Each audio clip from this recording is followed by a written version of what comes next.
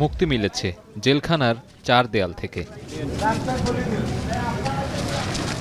এই অশ্রু আনন্দের, প্রিয় স্বজনকে কাছে পাওয়ার। কোটা সংস্কার আন্দোলন চলার সময় গ্রেপ্তার হওয়া এইচএসসি পরীক্ষার্থীরা ছাড়া পাওয়ার পর কেরানীগঞ্জের কেন্দ্রীয় কারাগারের সামনে তৈরি হয় এমনই আবেগঘন দৃশ্য। শুক্রবার রাজধানীতে ৪২ জন এইচএসসি পরীক্ষার্থী জামিন পান, রাতেই ছাড়া পান ৩৫ জন। বাকিরা শনিবার মুক্তি পাবেন। কারাগার থেকে বেরিয়ে স্বস্তি প্রকাশ করেন শিক্ষার্থী ও অভিভাবকরা। আমার ছেলের পাইছি, অনেক কি বলবো, আমার বাসা করতে পারতাম।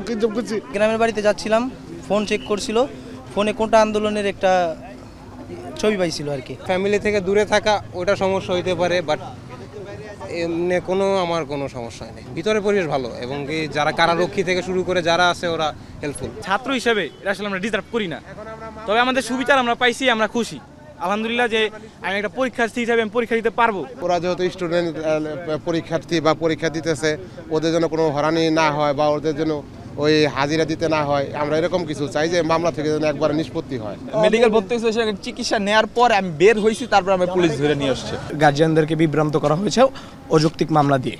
এটা হচ্ছে ফার্স্ট অফ অল, আমাদের কাছে কোনো ডকুমেন্ট, কোনো অকারেন্স আমাদের থেকে পায়নি, আমাদের শিক্ষার্থীদেরকে হেনস্থা করা হয়েছে।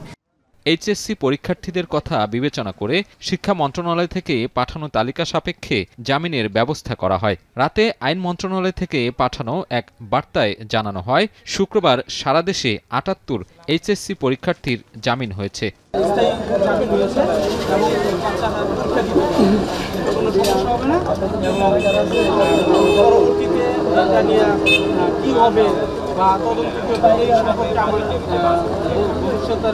কোনো নির্দেশনা নাই বা এটা শুধু জামিনের জন্য করেছি এবং জামিনটা হয়ে গেছে।